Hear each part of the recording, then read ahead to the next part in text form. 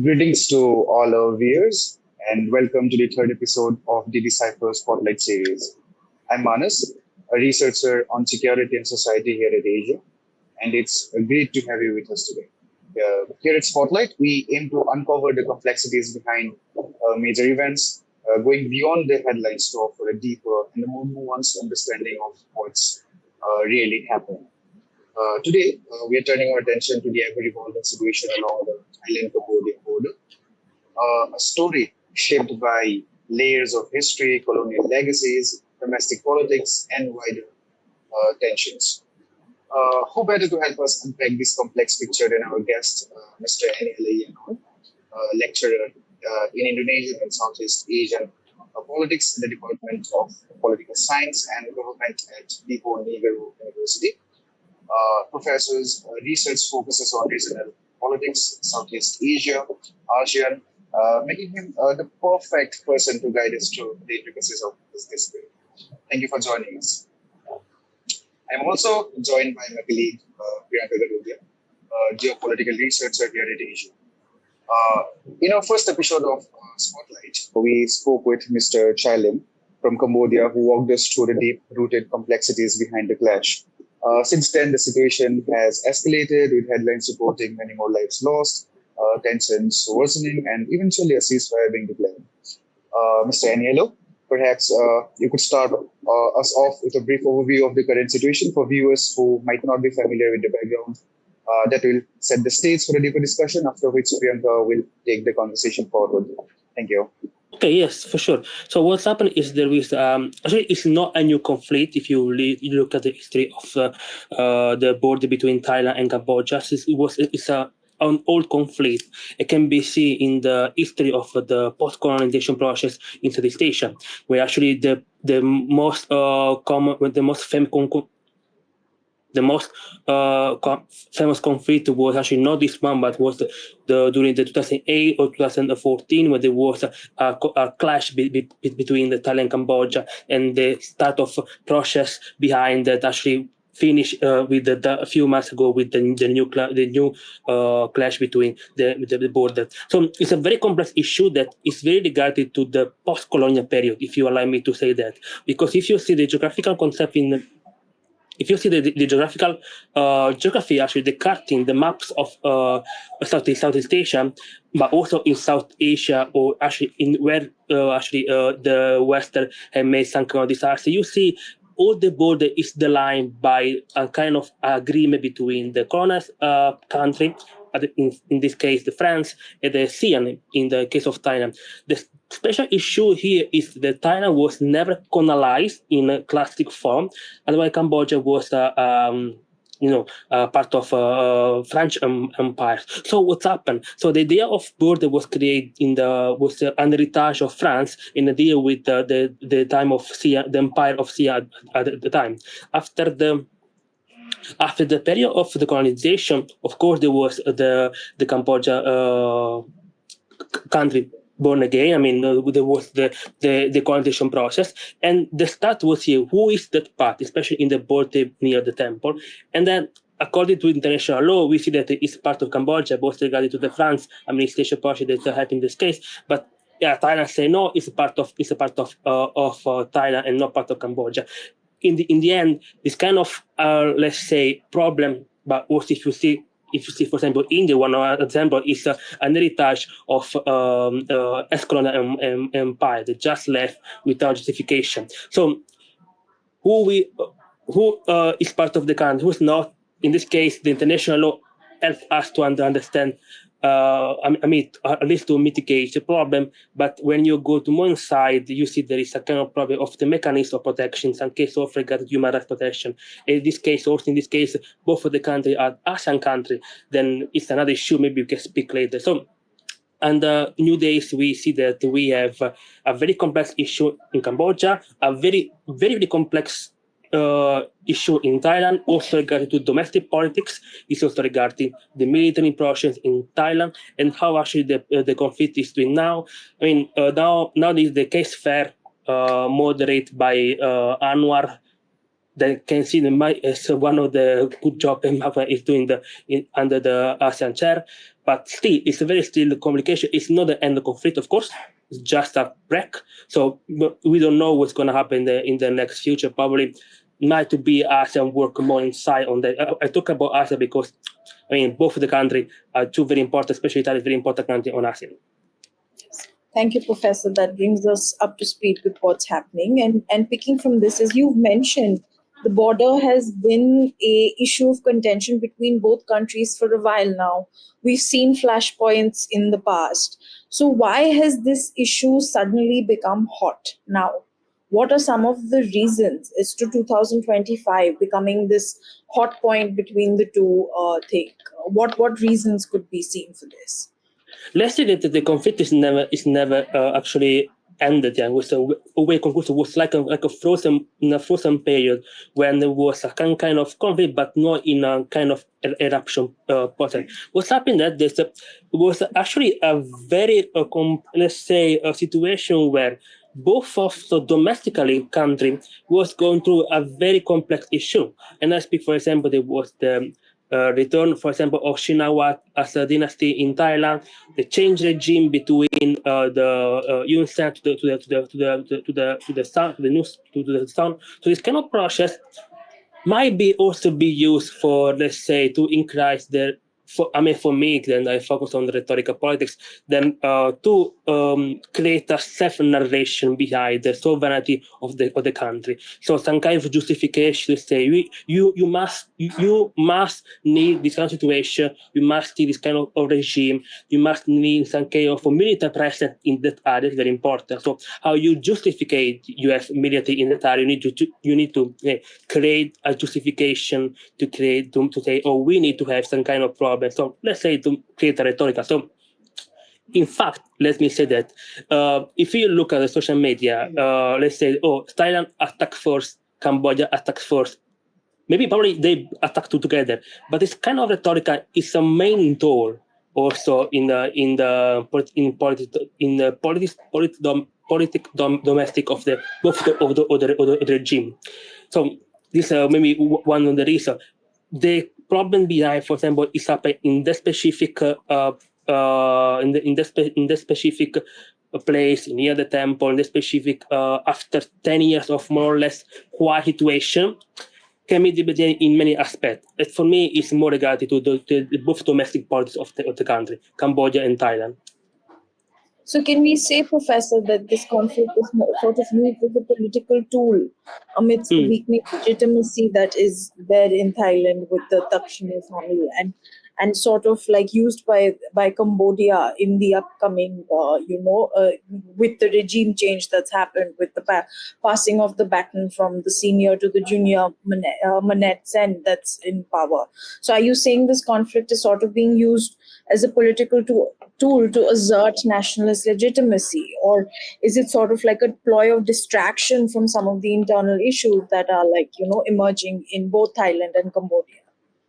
Well, it can be both actually. If you think, especially when talking with Thailand, that Thailand is going through a very complex political situation in the last 20 years. No, there was the COP, there was the election, there was another soft COP through the constitution. After that, we have the return of a dynasty of Shinawatra, that actually the kind of deal between the monarchy, the military, and the dynasty. So Thailand have been a very problematic both on economy, both politics, protests, military, the reform of the constitution. They actually create this kind of soft cope in practice in the international. If you are not the support of military, you can never become prime minister. For example, we have seen the example of Pita that won formally the election, but in the end was Panto Shinawatra become prime minister because he was supported by the military. Doesn't mean she is lovely by the military, but yeah, between Pita and Shinawatra, probably the military prefer to have Shinawatra inside the government and not a reformist like Pita. So after that, you have this kind of you have the foreign policy in this case, the border issue can maybe be a tool for two reasons. One, actually, is actually what happened to use the rhetoric in against your enemy. It's actually what's happening in Thailand. For this, there was the clash between the Thailand and Cambodia. There was the call between the two ministries, and the use of rhetoric against punishing water by the military. We don't know, but probably by the military to put aside Shinawatra in the politics. So what was happening? There was a kind of distraction, create mobilization inside to create look. Our prime minister is not talk about sovereignty, it's not talk about nationality, it's talk for interest of the country. So I use the rhetoric for me to create instability in the country. This actually is not really happened in Cambodia because the politics of the relation with military in Cambodia is not like Thailand. I mean, Thailand, you see they have the politics, the military, the monarchy. Let me say three different powers. In Cambodia, the military let's say, are more under the regime. So they more work for the regime. In Thailand, no. In fact, the situation happened in Thailand and not in Cambodia. So it might be a tool for discussion for political issue, yes. In this case, more in Cambodia, because in Cambodia, you need to create always this kind of narrative because you are under authoritarian regime. So for you justify your let's say, authoritarianism, you need to create justification in this perspective. It's very perfect in the aspect. Create a problem, create the fear of the war. So justification to have military inside in the border, to have more security, or work perfectly. In Thailand, the same way, but also for eliminate let's say political enemy that are not working for the government. In this case, it was the dynasty Shinawatra. Let me say that Shinawatra now, the dynasty is completely gone. I mean, Panto Shinawatra was actually put inside the court. They say was accused of unethical procedures. Now is not anymore the Prime Minister of Thailand. So this means that Thailand is now again in the process of transition from where we don't know, probably in another military, not hard cope, but more softy cope. Thank you, Professor. That brings a lot of things into focus for us. Professor, two questions come to my mind. Firstly, about Cambodia, like you asserted, are we seeing the rise of a militarized nationalism being promoted in Cambodia?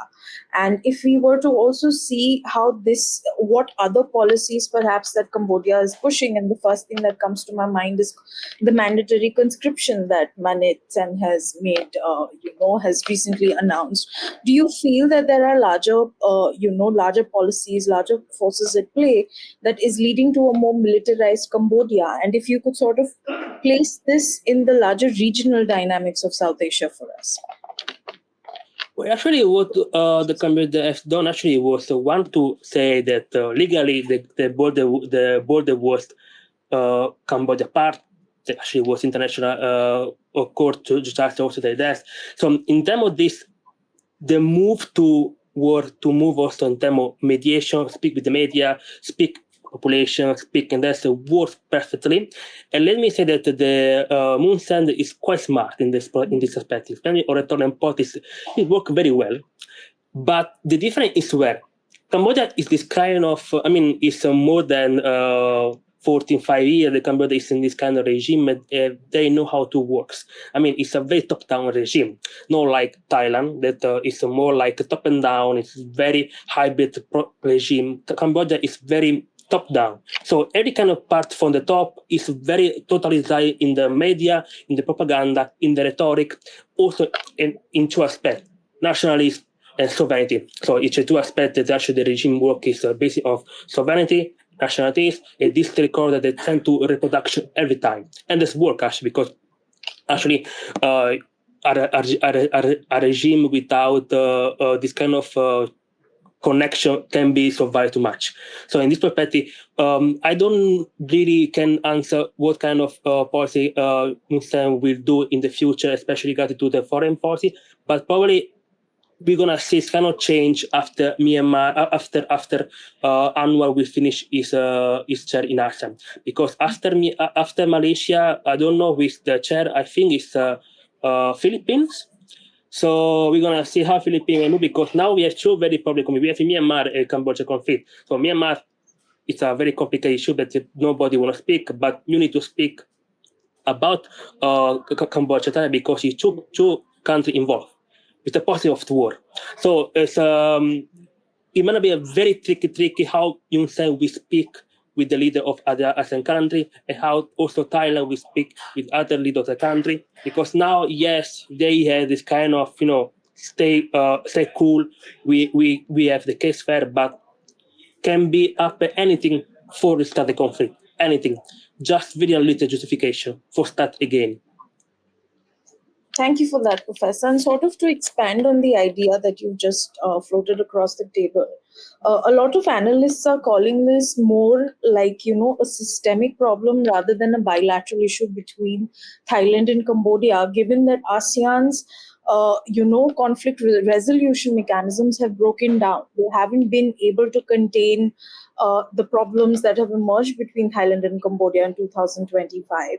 If you could sort of walk us through, what does this say about Southeast Asian conflicts, which we usually don't see a lot of armed conflict in border clashes between Southeast Asian countries. So how does ASEAN's presence here matter right now, and what can be said for the conflict resolution mechanisms that are in play at the moment? Are we seeing a failure of the ASEAN? I am have to say that I have a really critical point of view with ASEAN. So let's say that we not say that ASEAN is low like this because it's based by norm, identity. I go behind. I don't believe the ASEAN can make to management conflict, because ASEAN was not created to manage nothing. So the structure of ASEAN was not created to manage a conflict, because it's not the nature of ASEAN to manage a conflict. So if you look at the literally as the little body of ASEAN, the part that they focus on human rights very small, or manage a conflict very small, because it's not intention on ASEAN. ASEAN was created to other stuff, to create this kind of third part of the world initially, with the idea that we are different from the second block, the first block, we are what we are. This, of course, might be logically, of course, but we're not created for managing conflict, of course. In fact, ASEAN don't have any kind of organism to even for human rights process, if information control process, it's a quiet democracy. So let me go more inside on this. When you see the let's say ASEAN is kind of a paralyzed in this level now, it's a more or paralyzed regionalism. What does it mean?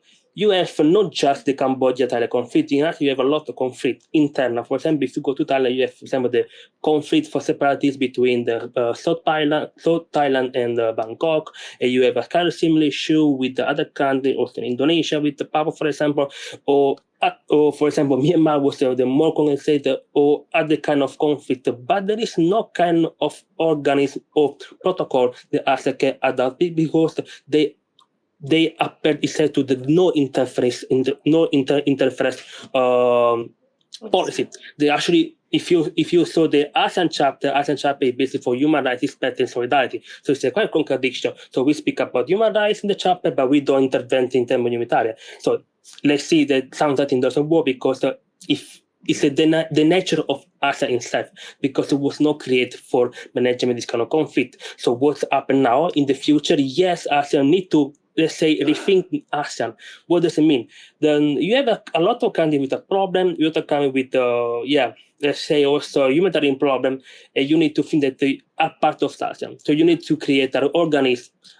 I will not say you need to follow the European Union, because it's not a perfect example for ASEAN, but at least you have a parliament that can take a choice for what's happening in ASEAN, must be start to think.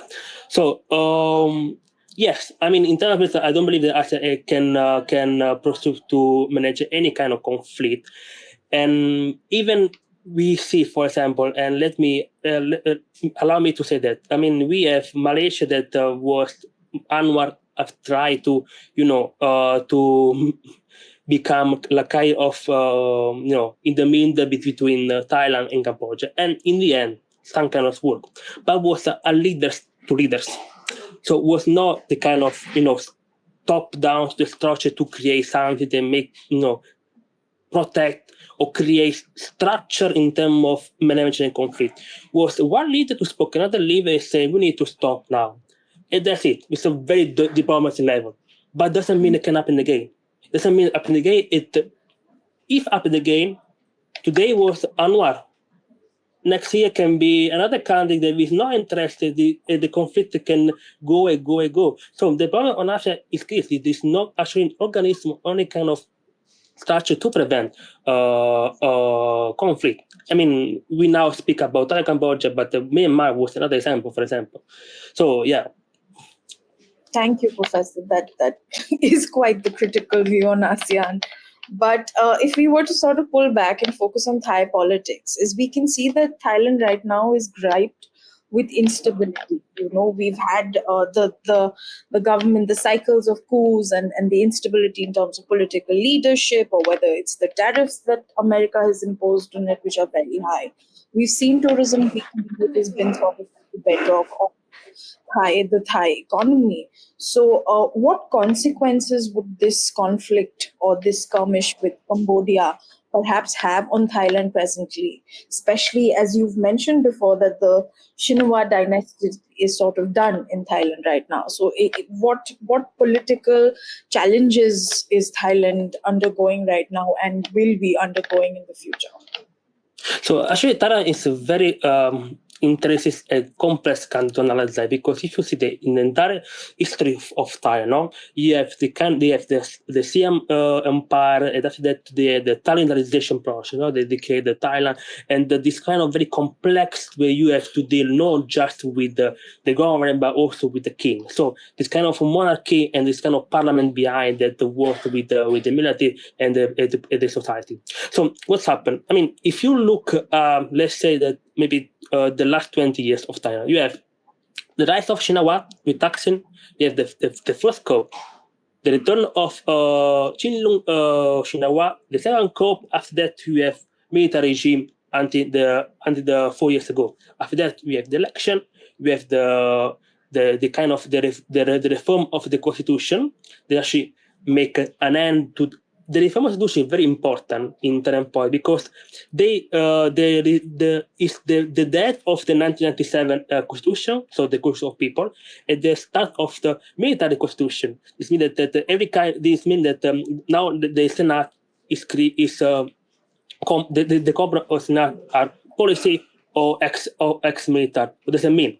That they are choose the prime minister. This means that they don't need anymore to make a coup, but because they are inside. So there's a penetration of military inside the government. It's a very, very soft coup in that way. So I used to call it soft coup.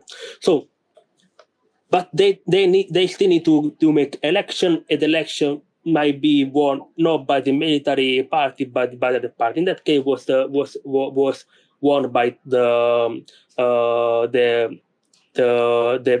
party born from the Ratai and the Future Party. Future Party won more election.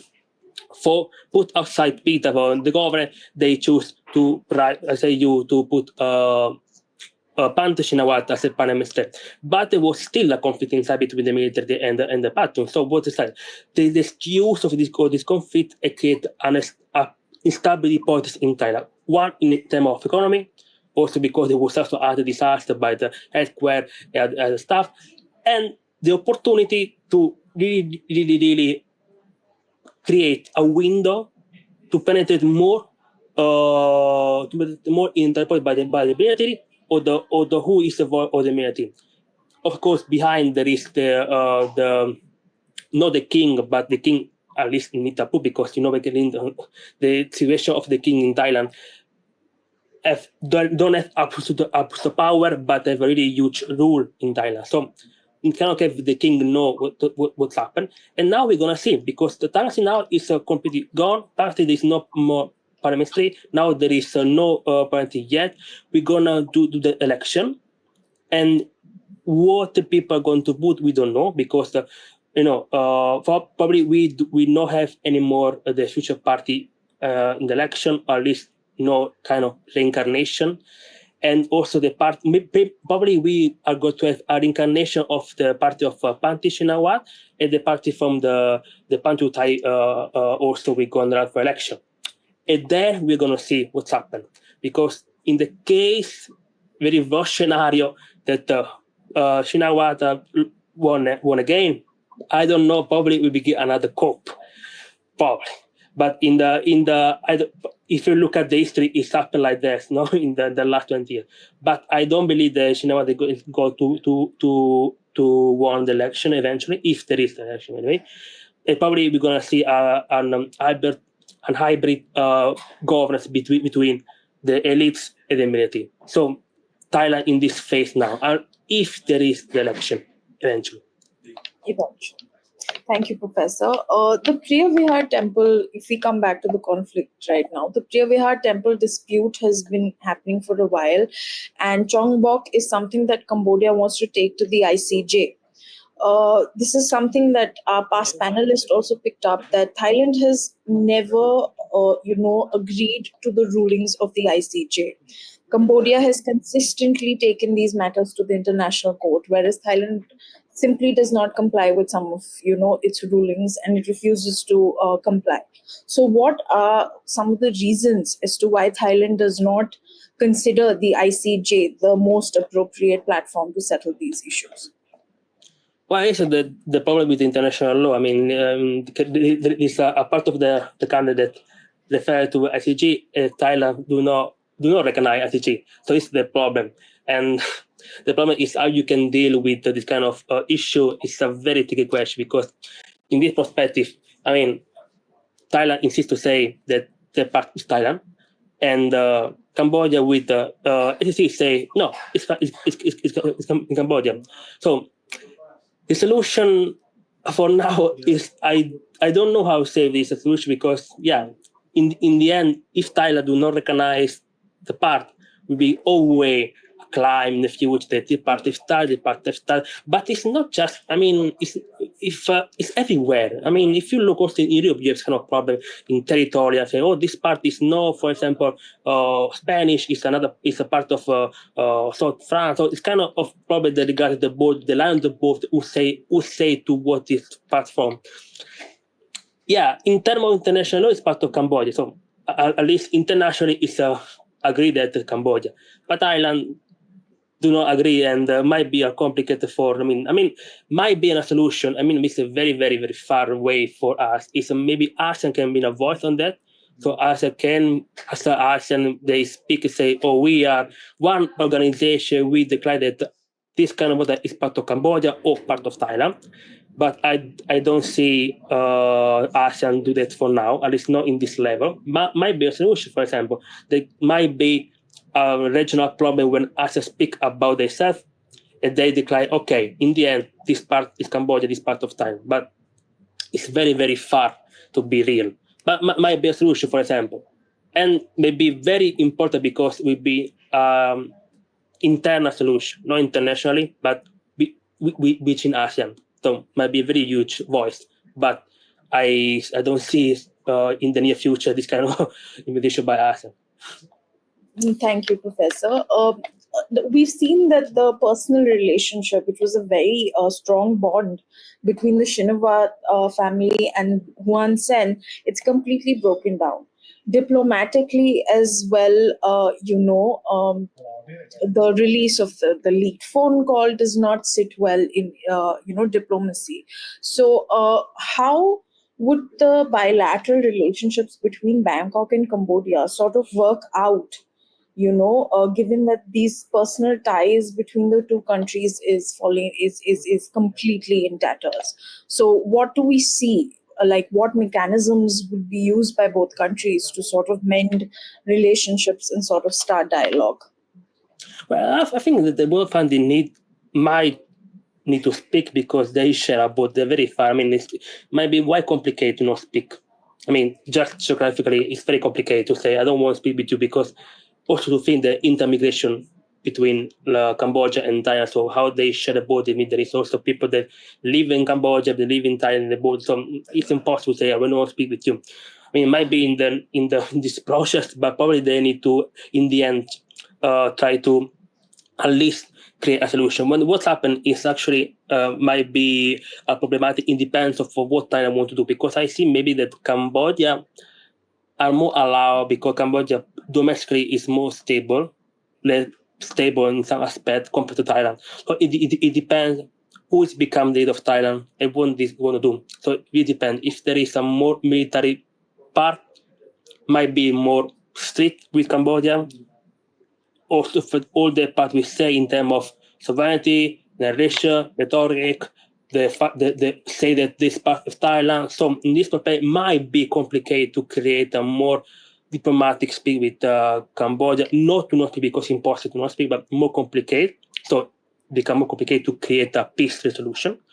But it depends. If, for example, there was another, if the election and maybe the new prime minister is more open, and maybe also the king is more open in this respect, might be at least a resolution for quite the war. I mean, to create more stable, not at the end of the conflict, but still less the something run more down. But it depends for me more of Thailand perspective than Cambodia, because Cambodia, I mean, also economy is weak. Precise. I mean, in the perspective, Cambodia don't want to run a war, a border war for many years. It's economic weak. There is a lot of shortcase in terms of isolation. Also, I mean, Cambodia might be more open to make, not a resolution. Thailand, we're gonna see. Domestic is very important. I think it depends who is the leader. Okay, and if there is on military way might be more complicated. Yes. At least in my opinion. But we don't know what's gonna happen. But yeah. Thank you for that answer, Professor. Since you brought up the economic relation between the two countries, what are some of the, will economic punishments be used between Thailand and Cambodia to settle matters? Or like what leverage economically can be, imposed by either country to sort of get an upper hand in the situation? Because cross-border trade, whether it's, labor migration, the Thai and the Cambodian economy are closely linked economically. So, how disproportionately would either country be affected given the situation in economic terms? Well, I don't see there will be too much punishment in terms of the economy by the countries, because it's not an invasion. I mean, it's not like, for example, what happened with Russia to Ukraine or other part of Eastern. We will not kind of push it, but maybe some kind of problem, especially with both countries working trade. I mean, they trade in terms of cell production outside. So yes, might be problematic in this aspect. For this reason, we want to rush to make a solution. But in terms of migration, yes, it might become complicated for two reasons. I mean, look for Myanmar. Sorry, I make a look for Myanmar, which is the near example. The maybe not the good example, but a similar example. If you see, for example, during the COP, a lot of people were smiling, and there was a forced migration between Myanmar to other countries in Asia. What's happened now?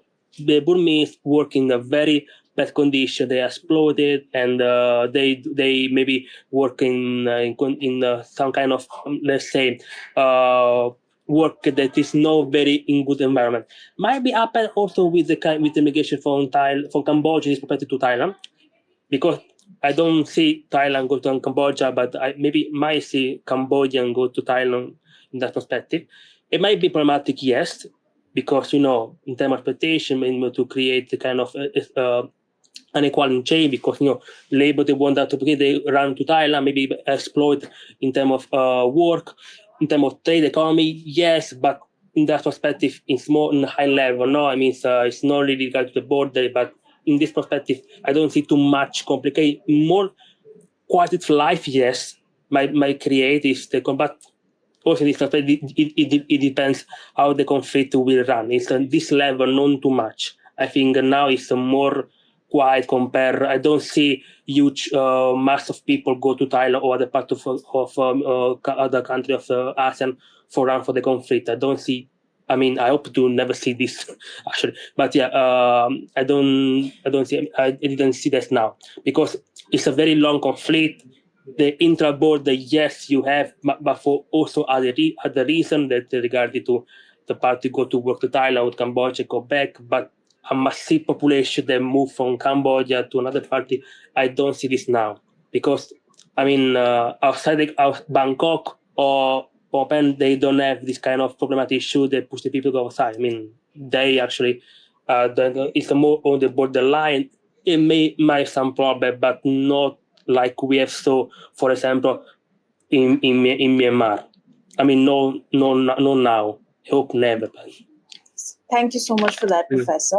Mm. Before we sort of conclude and we come to the end of our discussion, there's how important do you feel that the Gulf of Thailand and the minerals that are found there, like, do you think that's one of the, the lesser known reasons for the conflict that's emerging between Thailand and Cambodia, given that, the resources that we find in the Gulf of Thailand would create a lot of economic incentive for either country to sort of get aggressive with each other?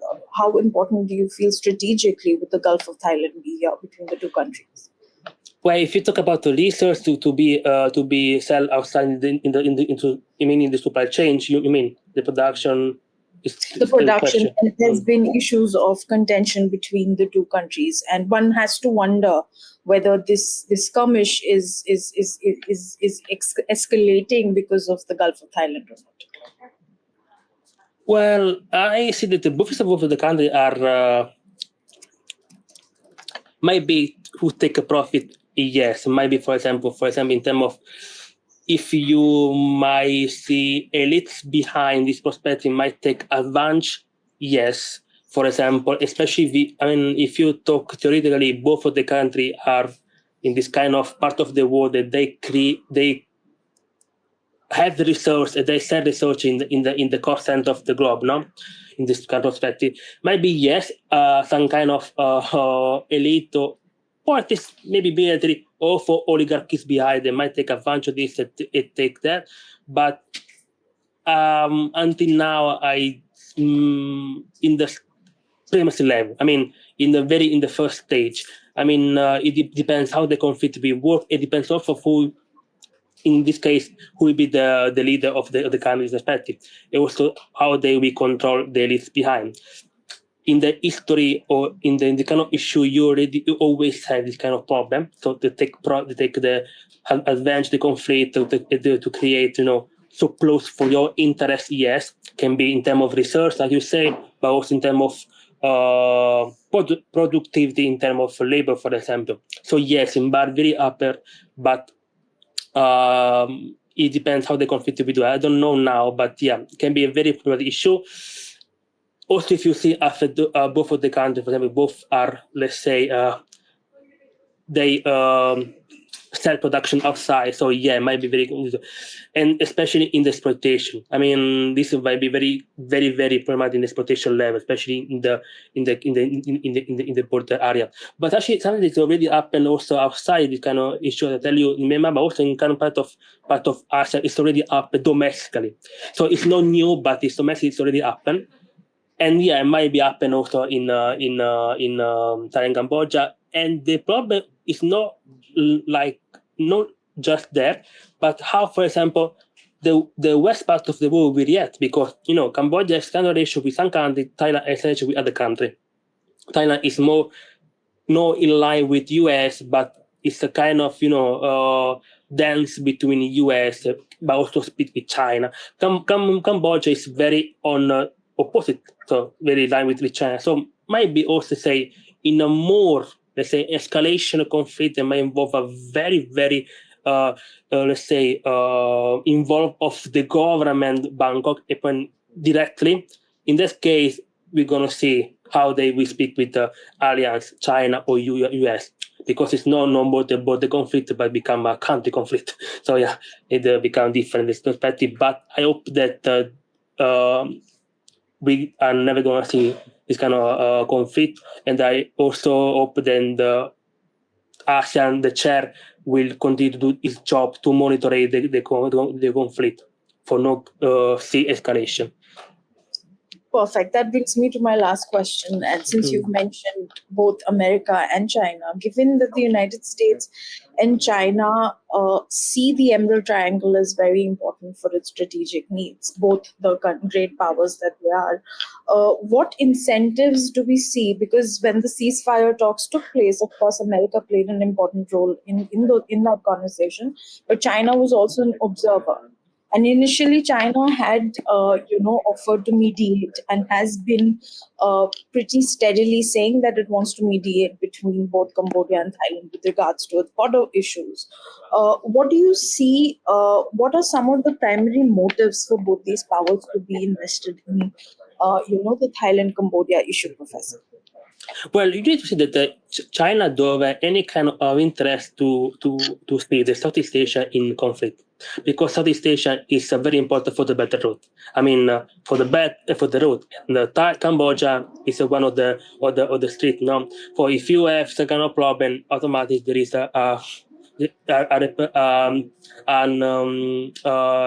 reimburse to the economy of China, or the strategic economy of China. They say that. So China, in terms of forces, is more near to Cambodia for some kind of disregard to also to the regime. People then go to Chinese, they go to Cambodia, Cambodia go to kind of steal the economy. So might to work like a mediator between the conflict, because there's all the interest behind. The main problem is the US, I guess. And maybe when you put China inside, automatically you put the US inside. So what the US want to do is different, because in US, in this kind of maybe administration might be more aggressive compared to China. So in the worst scenario, where there's an escalation, might probably to push to get advanced with China. So in this perspective, I see China more moderate, because there is one is near, geography is near. Two, there is economically in terms of Belt and Road, incentive project, and you don't want some kind of problem near your area, because if you problem, this means that not all the countries in ASEAN or Southeast Asia are near to China. Others are near to US or the West. So you want to make as far you can. No conflict or peace in the area. So in this perspective, China can be work. In the US perspective, Trump is a question mark. We don't know. Trump is one day say I, the next day say B. So it depends.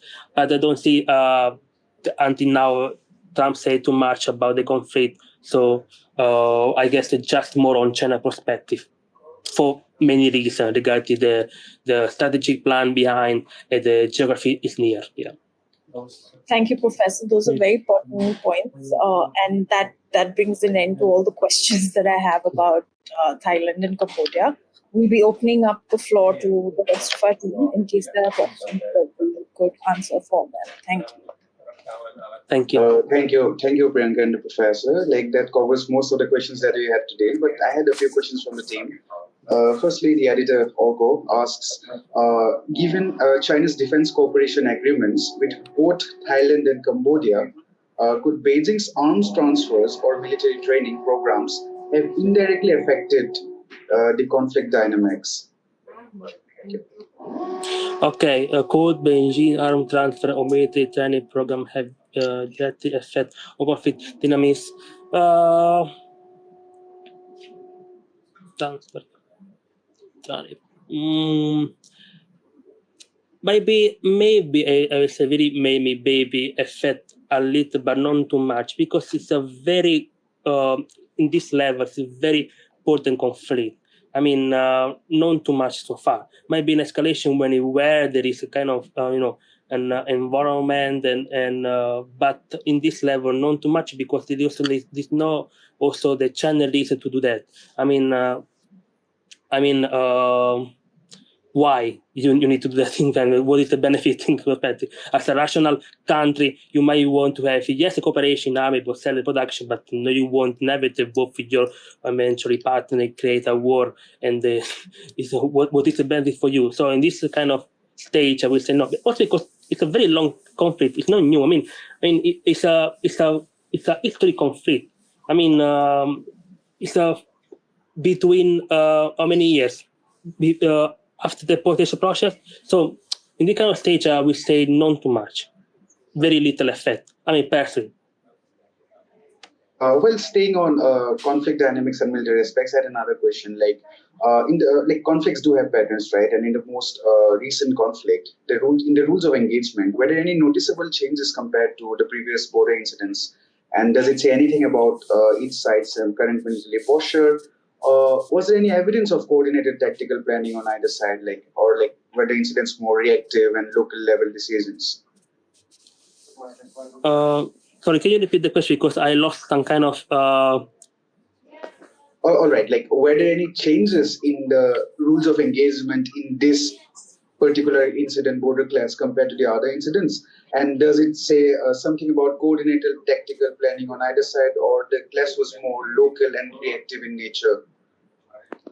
Well, was change. I mean, change. I think like we have speak before, it's more or less a change in domestic perspective. No, I mean, if I got your question, because there's still it was, Professor, sorry to interrupt, but it was more related to in military posturing and the conflict dynamics. Was there any changes in the military of both the sides? Emotionally. Sorry. I can't. What Manas is asking is whether there have been any tactical changes in either side in terms of military operations that were conducted. Sorry, because I lost your connection a few times, so I didn't connect. In that, it depends a lot now, especially maybe Cambodia will not too much change tactically. It depends of Thailand we do, and we don't know what Thailand will do because Thailand now is in the domestic political crisis with the transition between another government. So it depends. If the Thailand will probably take the stage to increase the conflict, might be the kind of change of tactic. In this case, it matters because I guess Thailand is more advanced in the kind of perspective compared to Cambodia. It might be some kind of problem yet. In this case, might be also connected with China in this aspect in terms of agreement, yes. But it really depends of what Thailand will do. I said that because it's I wouldn't say that there was Thailand to attack. Of course, it's not. But it's in the transition, it's the country, it's Thailand. It's not Cambodia. I mean, Cambodia, as I tell you before, is a very organized in terms of it's top down. There is the governance. But Thailand now is more the part that can start or stop. I mean, it's more like I saw outside the ASEAN prospects for core. Maybe it's also the ASEAN. But yeah, in perspective, yes. Thank you. That brings us to the last question from the research director, Professor Mugdev Rai. He asks, what are the repercussions of this conflict on Thai monarchy? And is Cambodia heading towards a friction between the ruling faction and illegal networks supported by them, such as illegal timber extraction, has shot through the roof? Okay, what happens with the conflict? Monarchy, the conflict faction between ruling faction and illegal network support them, such illegal timber extra. On Thai monarchy, it's more about the figure of the king, in this perspective, instead of it depends how the conflict with cannot path with pain, also in terms of the court inside the country, the public opinion will judge the king as far as they can, because in Thailand you cannot say anything to the king. Might be a really case figure. What does it mean? I mean, the king is behind the military, okay? So it's always the clash between military and the king. So it depends on what step the military can take, can be pro or stop, it will affect the king automatically. So they choose to continue the border or not, will lose the border or not, will automatically affect to the king. It's automatically affect to the public opinion of the king. Yes. And then the Cambodia, I don't know sorry, I cannot answer because I don't know if quite I'm not really expert on Cambodia politics in this kind of level. I lost the question. It's kind of friction between ruling, but also in this case, I will say that it depends. But Cambodia, even there's the conflict with, they say potentially they will lose the border, is an authoritarian regime. In any scenario with a change regime, I don't really see that. So it's a very different approach. One is regarding the public opinion of the king, the military. One is the authoritarian regime of the Yun Sen, the son, and probably there is a persuasion, yes, in terms on known too much, I think, in Cambodia. I mean, I think so, known too much, the kind of, in terms of, justification there. All right, thank you. That brings us to an end of it. And on behalf of Decypher and the whole of Asia, I'd like to extend my sincere gratitude, Mr. Aniello Iannone, for sharing your expertise and providing us such valuable insights into the Thailand-Cambodia border clash. The analysis has greatly enhanced our understanding in the historical, political, economic, and all types of dimensions to this issue. I would also like to thank my colleague, Ms. Priyanka, for her thoughtful contributions, as well as for the viewers for joining us today. Discussions such as this not only deepen our knowledge, but also helps us to ask and more informed questions and make decisions grounded in clearer grasp of facts. Thank you, Professor. Thank you so much. Thank you. I hope I answered all the questions clearly. Maybe the last one was about, I hope so. It is perfect. No, sir, it's been very, very fruitful a discussion. Thank you, Professor. Thank you, Manas. Thank you. Thank you for inviting me.